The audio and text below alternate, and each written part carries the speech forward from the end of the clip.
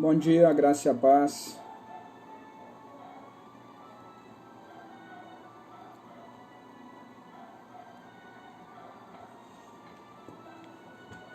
Bom dia, Diaconisa Dark.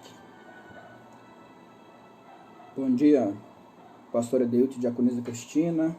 A graça e a paz.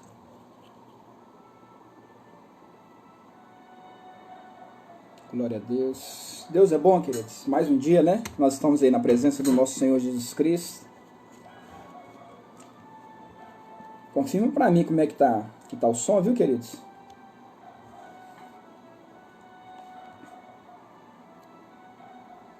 Bom dia.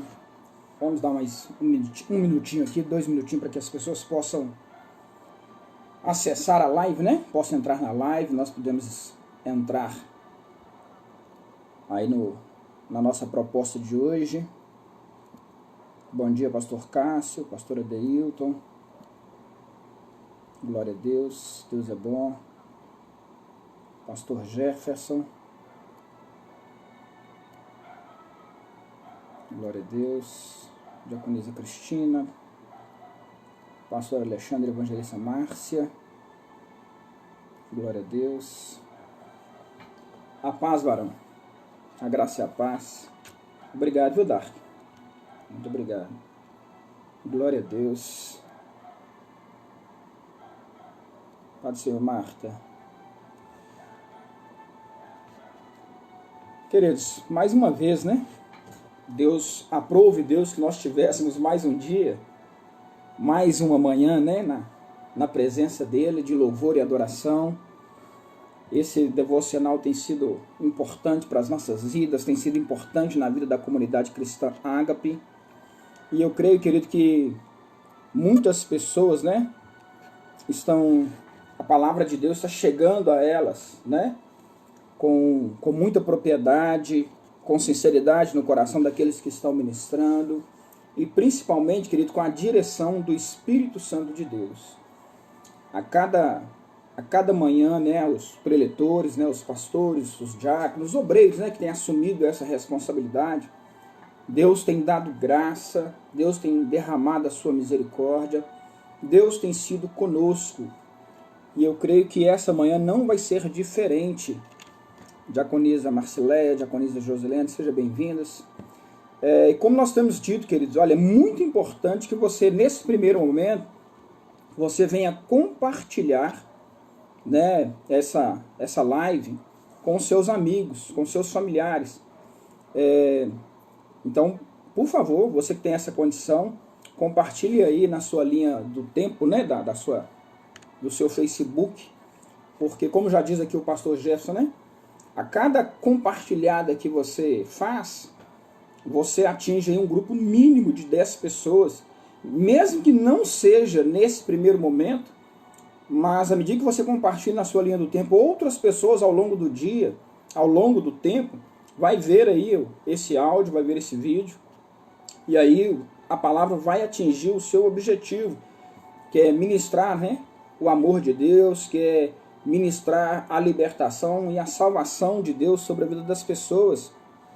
Então compartilhe, tá? É muito importante que você compartilhe. Eu abro aí uma sala de vídeo para que possamos cumprir aí o propósito de Deus nas nossas vidas. Amém? Vamos fechar os nossos olhos. Vamos louvar e adorar o nosso Deus, para que nós possamos entrar com liberdade do Teu Espírito Santo. Senhor nosso Deus, nós te agradecemos nesta manhã. Mais uma vez, ó Deus, pelo dom da vida. Mais uma vez, ó Deus, por tudo o que o Senhor tem feito em nossas vidas, na vida da comunidade cristã Ágape, na vida desta liderança ministerial, na vida de cada membro, ó Deus, e de cada família, meu Pai. Pai, te apresento o Teu povo que o Senhor tem levantado, meu Pai, tem capacitado, aquele povo, meu Pai, que o Senhor tem despertado para a Tua obra e que através do Teu amor, ó Deus, tem alcançado vidas. Pai, no nome do Senhor Jesus, que a Tua palavra nesta manhã venha alcançar estas vidas, venha alcançar aquelas vidas que ainda estão perdidas e que possam ser colocadas diante do altar do Senhor com um coração sincero e arrependido.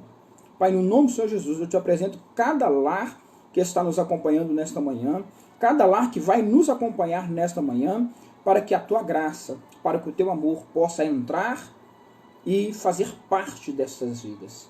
Abençoe, ó Deus, protege, continue sendo o protetor e o provedor desses lares, do meu lar, da minha família, no nome do Senhor Jesus. Seja conosco nesta palavra, que o teu Espírito Santo tenha liberdade, meu Pai, através das nossas vidas, e principalmente que venha cumprir o objetivo e o propósito, Senhor, nas nossas vidas, no nome do Senhor Jesus. Amém e graças a Deus. A paz do Senhor, diaconisa Geralda, diácono Ailton, a nossa irmã Margarida, lá de São Paulo. Solange, Deus te abençoe, viu? Ô Zéu, seja bem-vindo, querido. Deus te abençoe, viu? No nome do Senhor Jesus. Graças a Deus, a nossa irmã Marta Laurinda. Deus te abençoe, viu, minha irmã? Glória a Deus. Vamos lá, queridos, vamos iniciar nesta manhã. O nosso propósito, né, agora, desde a data de ontem, tem sido a primeira carta de Pedro. Na verdade, esse devocional ele vai acontecer a primeira e a segunda carta em sequência. Ontem a diaconisa Dark ministrou a introdução com muita graça, deu todo um panorama, né, histórico, de forma a esclarecer, né, cada passo dessa carta, as características do apóstolo Pedro, né? Então, ou seja, ela, na sua introdução, para quem não assistiu, é só ir na linha do tempo do Facebook da Comunidade Cristã Ágape, que você vai ver lá a ministração dela na data de ontem. Hoje eu vou estar ministrando o capítulo 1 da primeira carta, e nos dias subsequentes a continuidade dessa carta até finalizar a segunda carta na semana que vem. Tudo bem? Então todas as manhãs aqui às 8 horas da manhã nós estamos tendo essa oportunidade de aprender um pouco mais da palavra. Hoje, né, dentro dessa estrutura, né, que está sendo apresentado, nós vamos estar lendo o primeiro capítulo. Eu vou estar lendo o primeiro capítulo de forma a ler um trecho desse capítulo e apresentar, né, aqui as propostas, né, desse texto, até que nós venhamos finalizar todo este capítulo. Amém? Lembrando então, queridos, que Pedro, como foi dito ontem, ele discípulo de Jesus Cristo, né, foi chamado por Jesus Cristo, né, enquanto pescador, foi ministrado sobre a vida dele, sobre os seus discípulos como pescadores de homens. E Pedro, assim como Tiago, como João, Tiago aqui discípulo, né, ele compunha um trio de discípulos, ou daqueles que andavam com Cristo, de uma forma muito íntima, muito próxima, muito própria. E só pelo fato dessa proximidade com Cristo, deu a Pedro uma condição, né, espiritual e ministerial naquele tempo, e também para a nossa época como exemplo de um seguidor de Cristo. Pedro, como qualquer homem, a diaconisa Dark disse isso ontem, né, de que Pedro é um homem como eu, como você, como qualquer um de nós. Ou seja, foi um homem sujeito às suas fraquezas, ao seu temperamento, né, que muitos dizem que foi explosivo. Mas Pedro também, mesmo diante no primeiro momento de incredulidade, né, às vezes ele manifestava isso, Pedro teve a sensibilidade de reconhecer Jesus Cristo como Messias. Perguntado entre tantos, Pedro foi aquele primeiro que manifestou de que não, Cristo, o Senhor é o Messias. Então, Pedro, mesmo apesar desse momento, né, de incredulidade, ou dessa demora em despertar e entender o poder e a autoridade de Deus sobre a vida dele, ele já manifestava ali a graça e o amor de Deus. Então, só nesse primeiro momento, Pedro já serve como exemplo para nós. Que muitas vezes a nossa incredulidade, ela nos condena. Aí às vezes dá aquela vontade de parar, não está dando certo, nem isso aqui Deus não me escolheu, ou Deus não achou graça em mim. Não importa, querido, aonde você esteja agora em relação ao seu tempo com Deus. Importa é o seu sentimento, o seu coração, a intenção do seu coração. Porque se o seu coração, o intento do seu coração for ver a Deus, achar a Deus, Deus já te achou nesta manhã. Deus já tem te achado nesses dias. E aí pode crer que o tempo de Deus, ele vai acontecer na sua vida. Amém? Então essa é a introdução que eu gostaria de despertar para vocês, sem muita repetição daquilo que eu disse ontem, mas Pedro foi justamente esse apóstolo de Cristo. Pedro originalmente foi aquele que realmente, né, reconheceu Cristo. Ele também tinha outras formas de ser chamado, reconhecido pelo seu povo. Simeão, ou Simão, e Jesus Cristo chamou de Cefas. Cefas. Ou seja, Cefas, na expressão da palavra, tinha um significado de vidente, ou pedra. Ou seja, essa nomenclatura foi dada pelo próprio Cristo, lá no Evangelho de João, capítulo 1, versículo de 40 a 42. Nessa segunda carta de Pedro, o versículo 1 vai nos apresentar isso. Pedro, apóstolo de Jesus Cristo, aos estrangeiros dispersos no Ponto, na Galácia, na Capadócia, Ásia e Bitínia. Ou seja, o primeiro capítulo ele começa assim, apresentando quem é Pedro e a quem Pedro estava se dirigindo. Então já foi dito aqui na carta anterior, né? A carta de Pedro, ela compõe aí as cartas gerais, ou seja, aquelas cartas que estão direcionadas ao povo de uma forma em geral. A diaconisa Dark falou sobre isso ontem, sobre a questão do católico, né, do universal. O objetivo dessa carta é atingir todos os povos, a todos nós, todos aqueles que creem em Jesus Cristo. Então a carta ela começa assim. No versículo 2, ela vai falar num ponto muito importante em relação ao credo apostólico ou aos ensinamentos dos apóstolos. O versículo 2 vai dizer assim, ó, eleitos, ou seja, chamou Pedro, apóstolo, que estava falando a esse povo, lá na cidade de Ponto, na Galácia, na região do Ponto, da Galácia, da Capadócia, da Ásia e de Bitínia.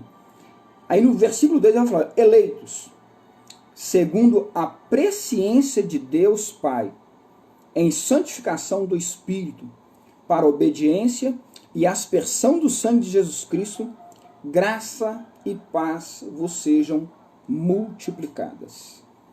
Aqui Pedro, ele introduz aí aqui a carta de Pedro, se apresentando, dizendo a qual povo que ele estava levando aquela exortação, aquele ensinamento, e chamou esse povo de eleito, segundo a presciência de Deus Pai.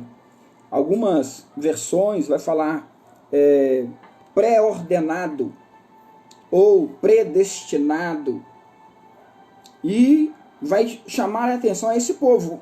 Povo esse que muitas vezes também é chamado, algumas versões vão chamar de povo, os estrangeiros, aos estrangeiros dispersos. Eleitos, queridos, nós já compreendemos de que a nossa condição de eleição, ela não está no sangue, no sentido de hereditariedade, como foi dito aqui. Ah, não, eu sou judeu, eu sou salvo, eu sou eleito, e Jesus Cristo veio único e exclusivamente para mim, para a minha vida, ou para o meu povo. Eleito aqui, ele é pelo sangue, sim, mas pelo sangue de Jesus Cristo, que foi derramado na cruz do Calvário. Esse texto também nos apresenta um segundo ponto muito importante nesse versículo 2, que é esse conceito de presciência, de pré-ordenado, predestinado. Conceito esse que muitas vezes causa confusão na mente do cristão, do crente, e aí leva ele à confusão de como ele se deve comportar diante de Deus e diante da sociedade. Esse termo presciência, a teologia, ele vai trabalhar em duas perspectivas. A primeira delas, que eu diria que é muito mais mundana, ou falta de uma interpretação concreta do que a Bíblia, é aquele conceito de que a presciência, a pré-ordenação de Deus em relação à humanidade, em relação ao mundo, ela aconteceu lá no início da criação, onde que Deus criou todas as coisas, Deus criou o homem, criou a mulher, Deus instituiu a família, Deus deu direcionamento à sociedade, mas ao mesmo tempo coloca sobre essa sociedade o livre-arbítrio pleno. Observe essa expressão que eu estou falando. Um livre-arbítrio pleno. Em qual sentido? Em que Deus colocou sobre a mão do homem o domínio sobre todas as coisas, e nessa liberdade ele faz tudo o que ele quer, ele faz as suas próprias escolhas, e ele dita o rumo do mundo sem que houvesse uma intervenção direta de Deus. Eu reconheço a Deus como um Deus criador, mas me aproprio do livre-arbítrio e falo assim, não, o mundo agora está nas minhas mãos. Deus fez, Deus pré-ordenou, mas a direção, o domínio está nas minhas mãos. Esse é um primeiro conceito do que seria essa presciência. O outro aspecto dessa presciência, de que eu creio, que nós cremos, de que a comunidade cristã tem vivenciado nisso, está muito mais naquela expressão onde é que o pastor Gerson prega e tem vivido isso. Em que todas as coisas colaboram para o bem daqueles que amam a Deus. Todas as coisas cooperam. Ou seja, se cooperam, significa que nessa presciência, nessa pré-ordenação, Deus ainda continua trabalhando no seu propósito. Deus ainda continua zelando pela tua palavra. Deus ainda continua realizando os propósitos dele neste mundo, na minha vida, na sua vida, e com um único objetivo: de se manifestar a sua glória, o seu poder e a sua soberania. Ou seja, Deus não descaracteriza, Deus não desconstrói os seus princípios sobre a vida da humanidade. O livre-arbítrio. Verdade, nós temos um livre-arbítrio. Mas esse livre-arbítrio, ele não foge à soberania de Deus. Ela não entra em conflito com a soberania de Deus. Por quê? Porque senão Deus não era Deus soberano. Nós estamos falando aqui de onipotência, nós estamos falando de onisciência, nós estamos falando de onipresença. Ou seja, o homem não é capaz de determinar a Deus o que é bom para o homem ou para si mesmo. Ou seja, Deus dá ao homem, sim, essa condição de caminhada, de decisões, mas Deus determina. O teu poder é soberano.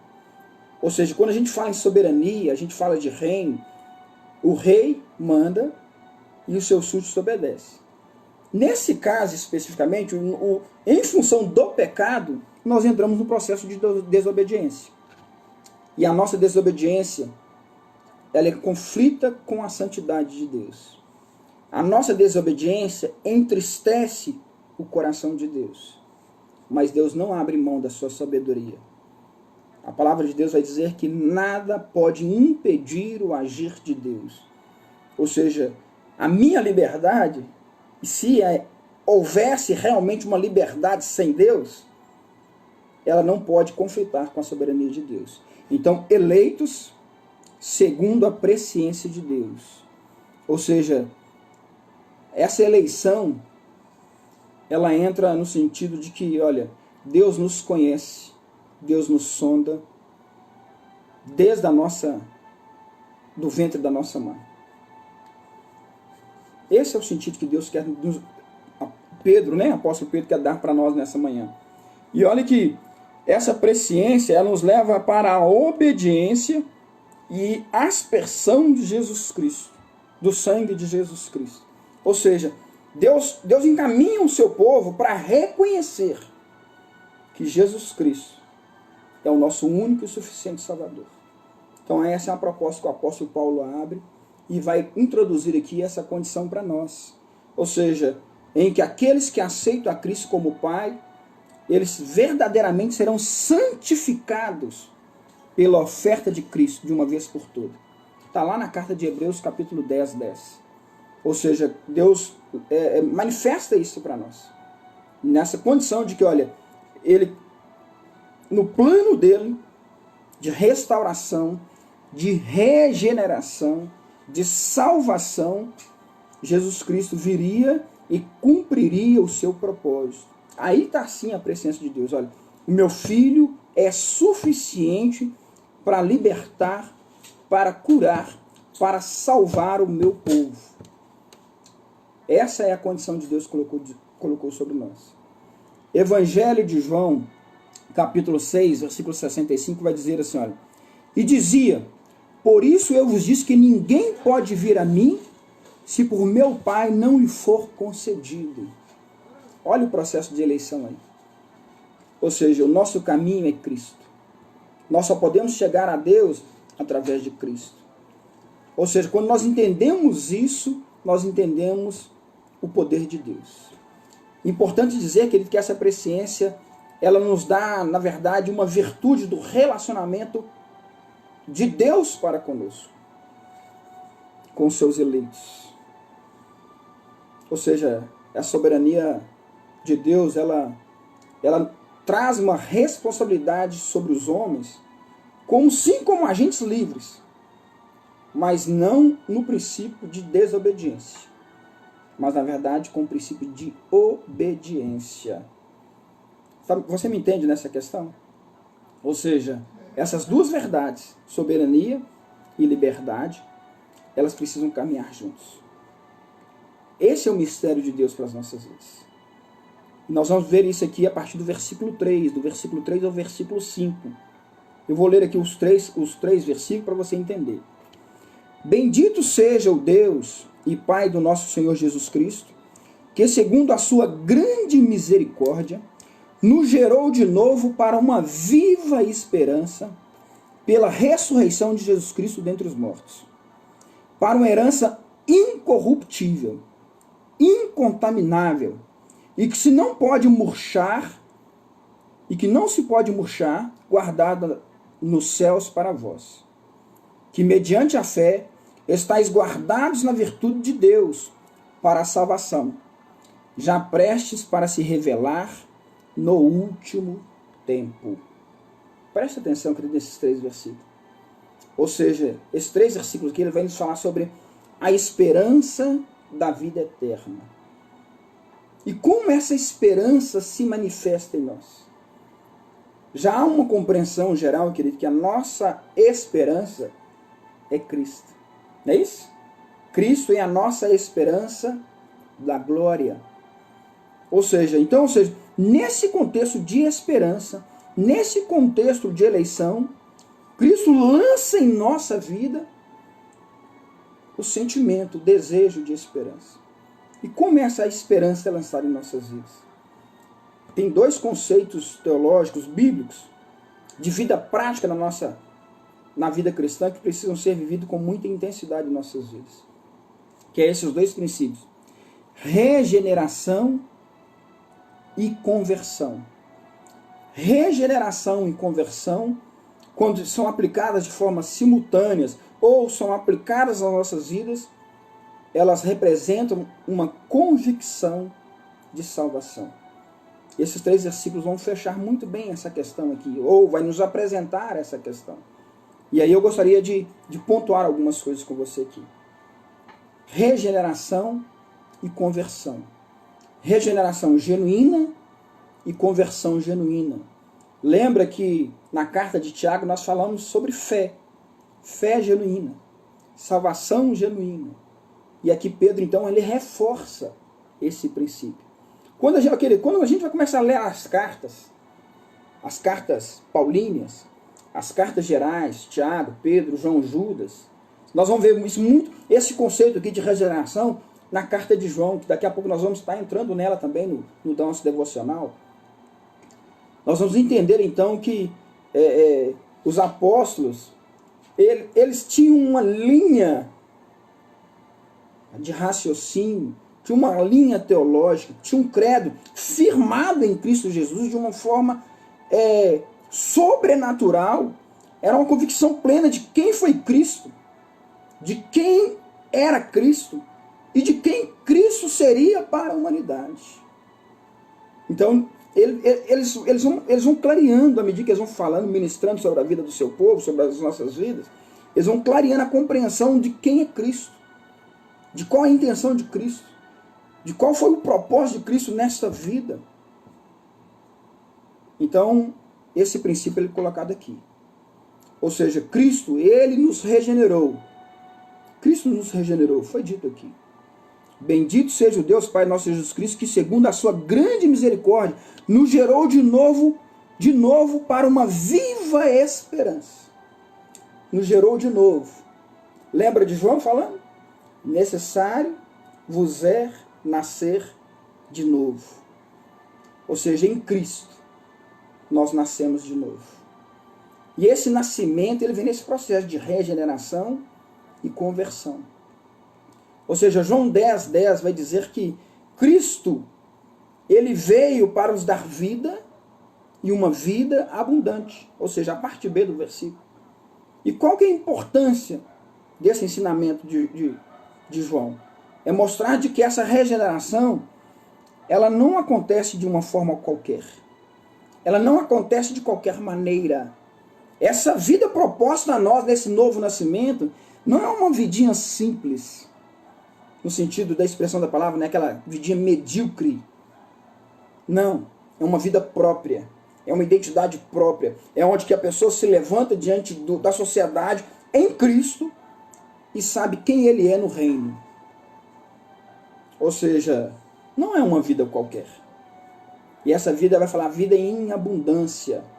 É possuindo uma vida e vitalidade, saúde mental, física e espiritual, poder e autoridade de Deus nas suas palavras, poder e autoridade de Deus nos seus exemplos e na sua postura como homem, como mulher de Deus, como família cristã.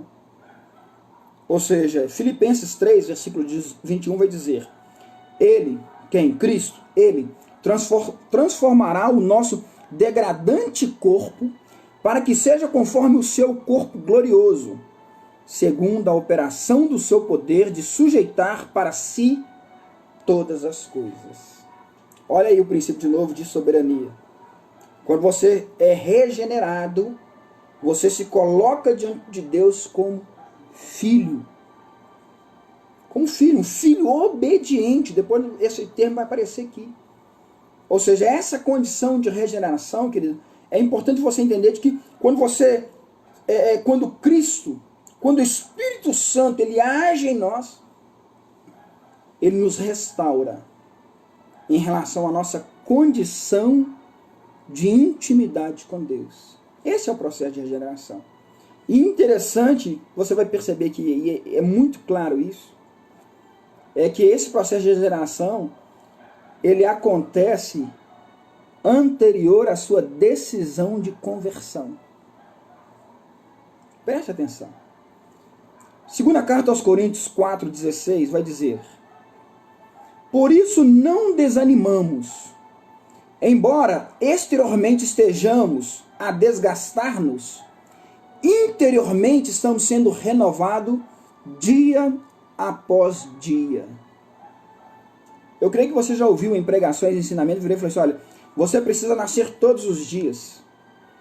Você precisa ser novo todos os dias. Né? As coisas velhas, o apóstolo Paulo vai falar isso na carta aos Coríntios. As coisas velhas, aquele que está em Cristo, nova criatura é. As coisas velhas já passaram e eis que tudo se faz novo. Tem gente que acha que essa condição de velho e novo, ela só dá no momento de conversão. Na verdade não, ela é preciso dar todos os dias. Só que primeiramente o Espírito Santo passa a agir em nós. Vou dar uma ilustração aqui. Às vezes a pessoa fala assim: eu vou buscar a igreja hoje, vou aceitar Cristo, eu vou viver a Cristo. Às vezes eu mesmo já falei isso. Aí você vai na igreja, toma uma decisão, levanta a mão, aceitei Jesus Cristo. Uma decisão. E aí muitas vezes esse processo acontece 1, 2, 3, 4, 5, 6 vezes. Ou seja, aí chega um momento que as pessoas falam assim: mas fulano então vai e volta, não acontece nada. Ou seja, porque o processo de regeneração do Espírito Santo de Deus ainda não ocorreu naquela vida de uma forma plena. Em qual sentido? De que o sentimento, o desejo, a sede de justiça ainda não foi despertada em seu coração. Então a regeneração, ela começa pelo Espírito Santo em nós. O que a palavra diz? Que é o Espírito Santo que convence o homem do pecado da justiça e do juízo. Então, quando o Espírito Santo começa a agir na vida do ser humano, é que verdadeiramente ele vai compreender quem é Deus na sua vida. E aí sim, manifestar da sua boca. Ele vai exteriorizar, ele vai externar, tornar público o agir do Espírito Santo na vida dele. Muitas pessoas que nós conhecemos, o Espírito Santo já está agindo há muito tempo, mas ainda ela não teve propriedade de manifestar, de colocar, de Senhor, eis-me aqui, envia-me a mim. Ou seja, o Espírito Santo já está trabalhando, você já começa a ver a mudança na vida da pessoa, de postura, de pensamento, de condição de vida em relação a relacionamentos. Até porque a regeneração ele começa a mudar o caráter da vida do homem. Mas isso tudo é através do Espírito Santo de Deus. E a fé, então, ela vem nesse momento de conversão, em que ela manifesta o agir de Deus. Ou seja, a regeneração resulta na conversão. A conversão, ela resulta na fé e no arrependimento. Lembra a questão da fé natural e a fé sobrenatural? Ou seja, quando manifesta através da conversão é porque o sobrenatural de Deus já começou a agir na vida da pessoa, do ser humano, do homem, da mulher. E aí vem o sentimento de coração contrito, quebrantado, arrependido, conforme o salmista Davi diz no Salmo 51. Senhor, não afasta de mim o teu Espírito Santo, porque se o Espírito Santo te afastar, eu vou voltar à miséria que eu estava.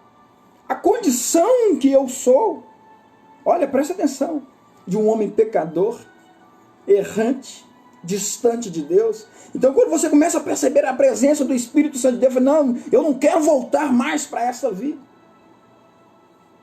Então podemos dizer então, querido, que a conversão, ela na verdade nada mais é do que a evidência do processo de regeneração do Espírito Santo.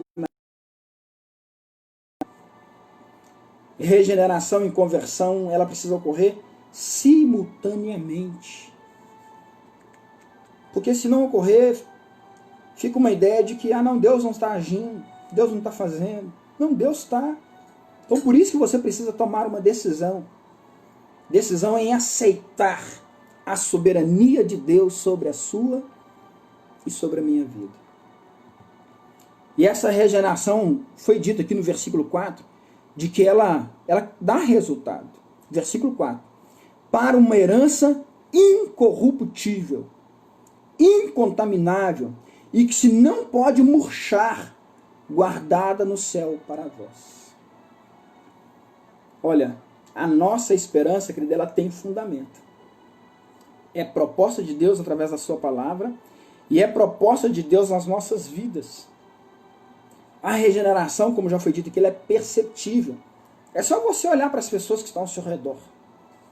Entre aquele que era o velho homem e aquele que é o novo homem, uma nova mulher em Cristo Jesus. A nossa esperança é Cristo. A sua esperança é Cristo. Essa esperança não é uma esperança morta. Preste atenção. Como muitas pessoas depositam aí, ou vivem. Não, querida, a nossa esperança é uma esperança viva. Ele é um Cristo ressurreto. Ele está vivo na minha vida e na sua vida. Ele está vivo em nós. Esse viver nos torna incorruptível. O que é incorruptível? Que não está disposto a mais ser dependente do pecado. Que não está mais disposto a viver num processo de contaminação. Mas pelo contrário, ele está disposto a negar a si mesmo, a recusar as propostas do mundo, a ser incontaminável. E mais, versículo 5 vai dizer, mediante a fé. Então, é preciso nascer em Cristo, para que essa esperança, querido, ela não seja, como foi dito, enfraquecida, ela não venha a se murchar. Porque nós temos uma proposta na vida eterna. Você consegue compreender? Ou seja, Cristo, ele nos lança a proposta de uma coroa da vida sobre as nossas vidas. 2 Timóteo, capítulo 4, versículo 8 vai dizer: desde agora a coroa da justiça me está reservada, a qual o Senhor, o justo juiz, me dará naquele dia, e não somente a mim, mas também a todos os que amarem na sua vinda. Segunda carta de Timóteo, capítulo 4, versículo 8. Ou seja, é em Cristo, querido, que você vai assumir, vai pegar, vai tornar palpável a sua coroa. Porque se você não entender que Cristo é capaz de fazer isso, querido, você na verdade não vai estar negando ao mundo, mas vai negar a Cristo. Então é preciso tomar uma decisão.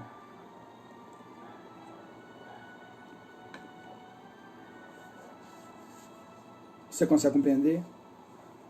Ou seja, a coroa está reservada a Pedro, a coroa está reservada a João, a coroa está reservada a Elias, a Moisés, a Davi, mas também ela está reservada a mim e a você.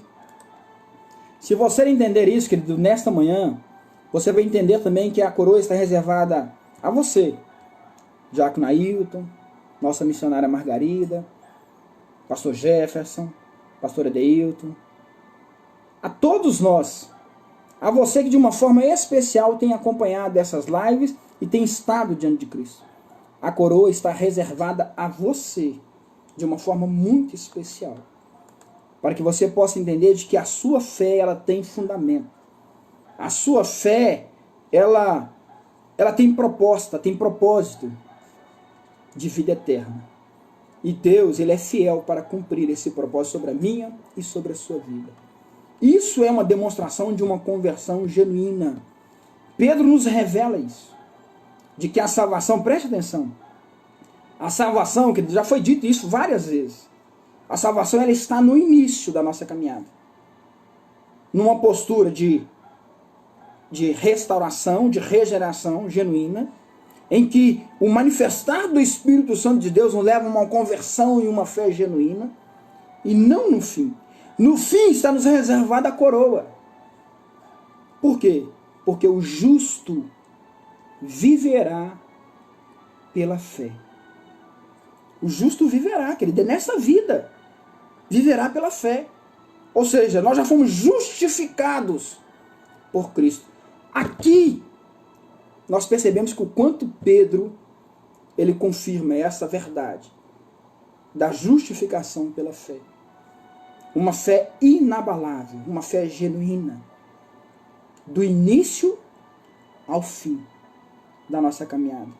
E aí onde é que no instante seguinte que nós vamos entrar na questão da provação, que já temos muito falado sobre isso.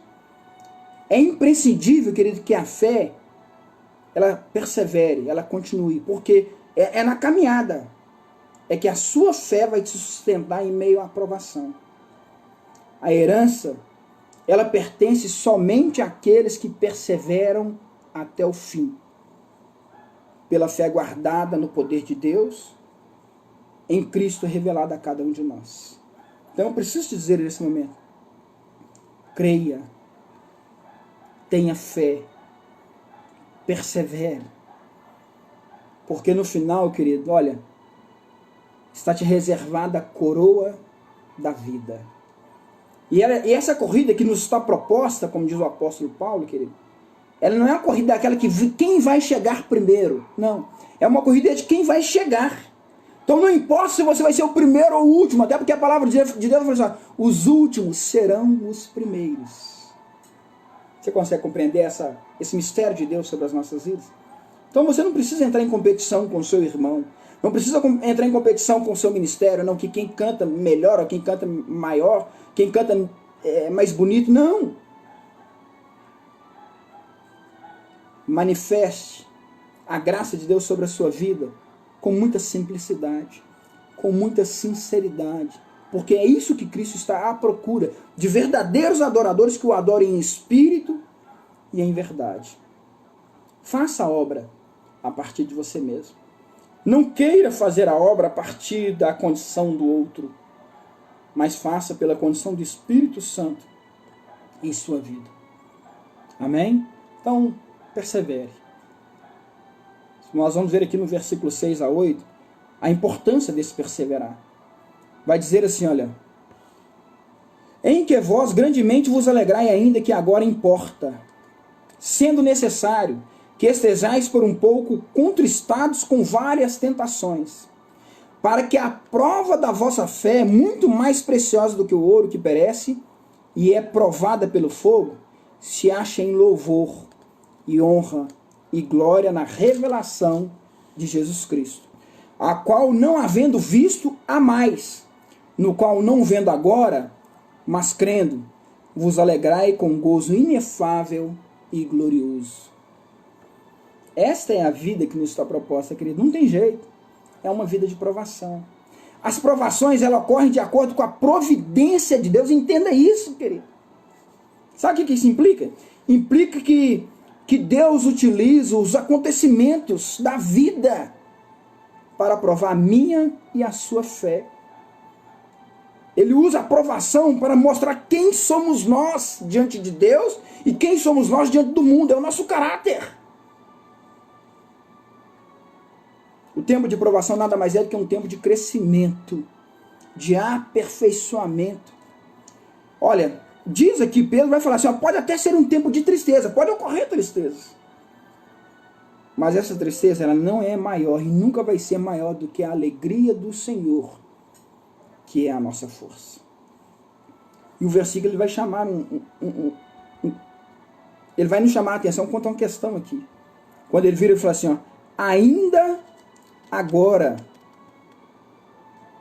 olha aí, no qual não vendo agora, ou seja, ainda agora, ou seja, muitas vezes a tristeza, querida, a gente precisa entender isso, ela é por pouco tempo, porque a palavra de Deus diz, a tristeza, ela dura uma noite, mas a alegria vem pela manhã, ou seja, sempre quando a provação ela provoca tristeza, ela é breve.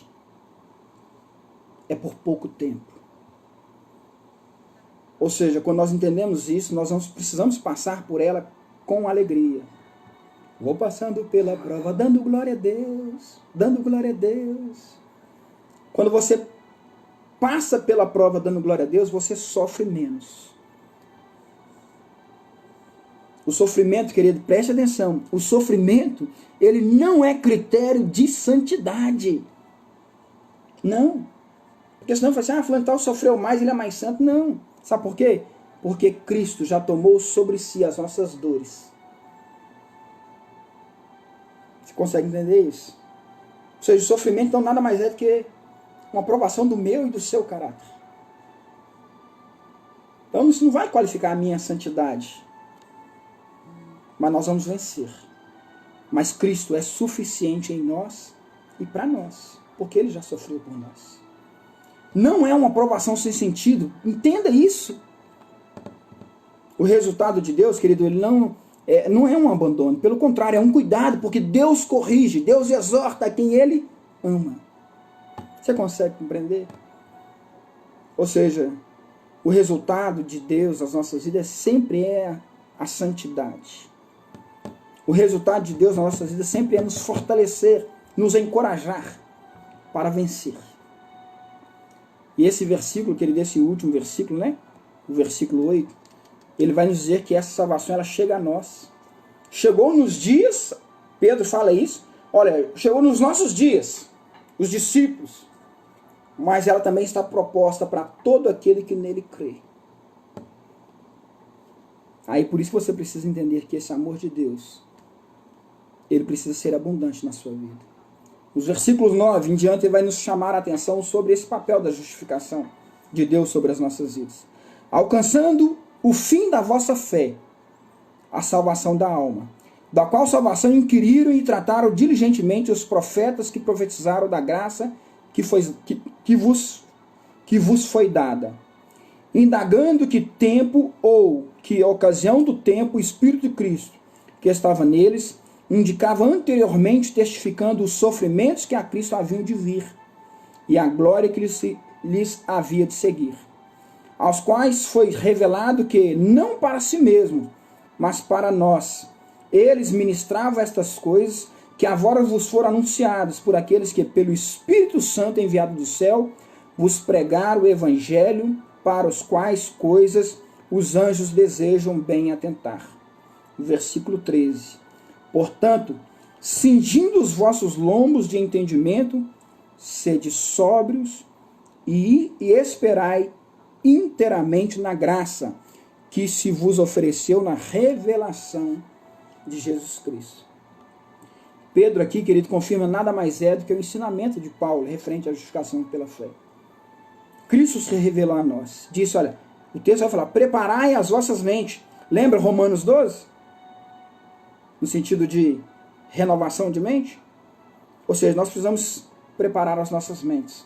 Nós precisamos ficar vigilantes. Nós precisamos buscar entendimento sobre quem é Cristo e sobre a vinda de Cristo. Esse texto também ele vai nos chamar sobre uma condição em que nós precisamos entender que somos, sim, diante dele, filhos da obediência. O versículo 14 vai reforçar isso. Ou seja, nós precisamos ser filhos da obediência para consolidar a proposta de Deus sobre as nossas vidas. Então, portanto, não vos conformeis, o versículo, cadê aqui? Não vos conformeis? Pessoal, não, que eu perdi a referência aqui. Versículo.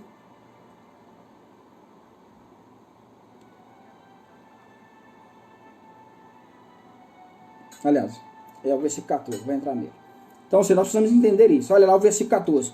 Como filhos obedientes, não vos conformando com a concupiscência que antes havia em vossa ignorância.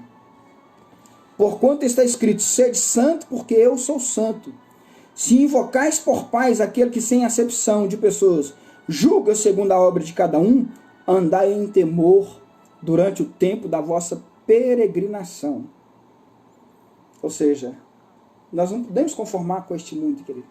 Entra aí o propósito assim de negar, de renunciar, de morrer para o mundo e de viver para Cristo. E olha que tem uma ordenança, um mandamento de Deus para as nossas vidas aqui nesse contexto. Você precisa ser santo, porque a palavra de Deus diz isso. Sede santo, como eu sou santo. Deus disse para mim e para você. É uma ordenança de Deus. Nos versículos seguintes vai continuar dizendo, o versículo 17, o versículo 16. Porquanto escrito está, sede santo, porque eu sou santo. E se invocais por pai aquele que sem acepção de pessoas julga segundo a obra de cada um, andai em temor durante o tempo da vossa peregrinação, sabendo que não foi com coisas corruptíveis, como prata ou ouro, que fossem resgatados da vossa vã maneira de viver, que por tradição recebeste dos vossos pais. Não, mas, por tradição de receber dos vossos pais, mas com o precioso sangue de Cristo, como de um cordeiro imaculado e incontaminado, o qual, na verdade, em outro tempo foi conhecido antes da fundação do mundo, mas manifestado nesses últimos tempos por amor de vós. E por ele credes em Deus, que o ressuscitou dos mortos e lhe deu a glória, para que a vossa fé e esperança estivessem em Deus, purificando a vossa alma na obediência à verdade para amor fraternal, não fingido. Amai-vos ardentemente uns aos outros com um coração puro, sendo de novo gerados, não de semente corruptível, mas de incorruptível, pela palavra de Deus, viva e que permanece para sempre. Porquanto toda a carne é como erva, e toda a glória do homem como a flor da erva. Secou-se a erva e caiu a sua flor. Mas a palavra do Senhor permanece para sempre. E esta é a palavra que entre vós foi evangelizada. Preste atenção, querido, nesse desfecho desse primeiro capítulo. Vou pegar aqui o versículo, a referência, né, do versículo 16 ao versículo 25. Cristo é aquele que nos santifica. Não tem outro caminho. Não tem outra verdade. Não tem outra vida. É Cristo. É em Cristo que você precisa viver a sua vida. Não tem solução fora de Cristo. Para que você seja verdadeiramente filho da obediência, você precisa estar em Cristo. Então você não pode aceitar a imposição do mundo. Tiago, na carta anterior foi falado isso. Ou você é amigo de Deus, ou você é inimigo de Deus. Não tem meio termo, não tem meio caminho. É preciso negar e renunciar o mundo. É preciso lutar todos os dias contra o pecado. Sede santo como eu sou santo. Todos os dias você precisa levantar e querer vencer o pecado. Você precisa querer vencer o seu velho homem. Tem muito essa expressão, né? Tem dia que você amanhece, parece que o velho homem, ele começa a pulsar no seu peito, na sua mente. Aí você precisa dar liberdade ao Espírito Santo. Porque aonde há o Espírito Santo, aí há liberdade. Então o Espírito Santo começa então a colocar a carne, o coração enganoso, a mente que não é de Cristo no seu devido lugar. Olha, esse corpo, ele pertence a Deus. Ele é templo, ele é morada do Espírito Santo de Deus. Maior é o que está em nós do que aquele que está no mundo. Então você precisa entender isso, querido. Para que nós possamos vencer os nossos dias, todos os dias, para que nós possamos ter propriedade de quem é Cristo nas nossas vidas. E aqui esse texto vai falar sobre o sangue de Jesus Cristo. Olha, querido, o sangue de Jesus Cristo já foi derramado na cruz do Calvário. Você precisa entender isso. Ele foi derramado por mim e por você. E esse texto ele vai falar que é um sangue imaculado. É um sangue precioso. Olha, você vê, versículo 19 e 20. Mas como precioso o sangue de Cristo, como de um cordeiro imaculado e incontaminado, o qual na verdade em outro tempo foi conhecido, ainda antes da fundação do mundo, mas manifestado nesses últimos tempos, por amor de vós. Esse sangue, querido, esse sangue é um sangue precioso, é um sangue sem falha e sem mancha. Ele é suficiente, ele foi suficiente para me purificar, para me regenerar, para me salvar. E ele também é suficiente na sua vida. Esse amor de Deus, esse amor predestinado de Deus a nós, ele é suficiente para alcançar a sua vida. Diz a palavra de Deus, porque Deus amou o mundo de tal maneira que deu o seu Filho unigênito para todo aquele que nele crê, que não pereça, mas tenha vida eterna. Você crê? Se você crê, querido, a esperança vai alcançar a sua vida. A vossa fé vai se alimentar da esperança em Cristo Jesus.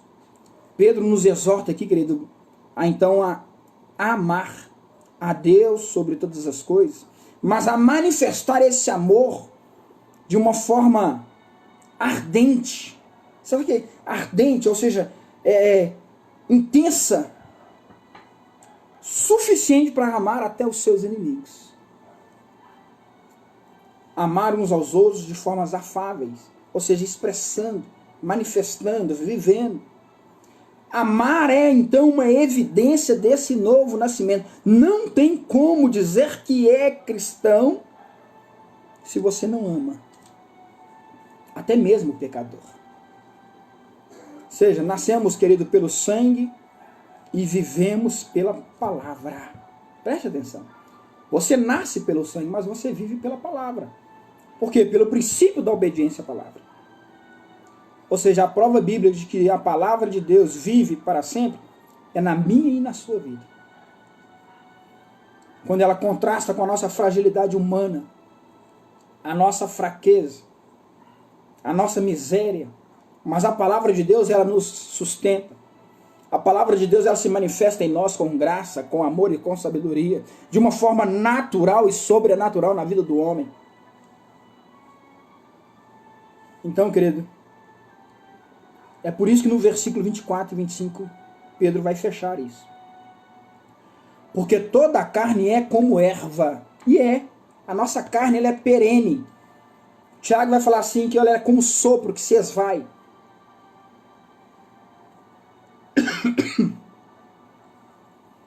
Mas quando essa palavra, quando Cristo entra nas nossas vidas, querido, Ele nos regenera para a vida eterna. Você consegue compreender isso? Versículo 25. Mas a palavra do Senhor permanece para sempre. Permanece como? Na sua vida. Na minha vida. Da fé, da esperança e o amor. Desses três, o amor é aquele que não morre. É aquele que permanece. O amor é quem é Cristo. Na minha e na sua vida. A palavra manifesta isso. Então creia nesta manhã, querido, que Cristo em nós verdadeiramente é a esperança da glória.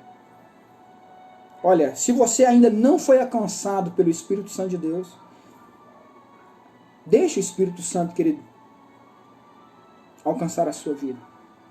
Queira ser convencido pelo Espírito Santo. O Espírito Santo vivo, que impacta a sua vida, que dita rumo, regra na sua vida. Porque é esse Espírito Santo que vai provocar essa regeneração, essa purificação, essa libertação das coisas do mundo. Um Espírito Santo vivo e eficaz, capaz de trazer uma conversão e fé genuína, para que você viva a palavra. Seja filho da obediência. Obediência à palavra. Guarde a palavra no seu coração. Seja obediente a ela. Para que a graça de Deus seja manifestada na sua vida. E você possa vencer a sua fragilidade em Cristo Jesus. Eu queria agradecer você nesta manhã. E deixar com que você deixe essa palavra ministrada por Pedro em nossas vidas a mudar as nossas vidas, mudar o seu viver. Para que possamos todos, queridos, manifestar o poder de Deus, a autoridade de Deus nesta vida. E cumprir o que João 10:10 diz. Ser uma vida em abundância. Com vitalidade em Cristo Jesus. Amém? Queria te agradecer nesta manhã. Lembrando, querido, que os nossos devocionais eles continuam. Hoje à noite nós temos a Agape Live. O pastor Gerson já está ministrando. E é importante nós todos os dias continuarmos na presença dele, querido. Olha, o tempo, né, esse tempo que nós estamos vivendo, não é maior do que o nosso Deus. Foi dito aqui.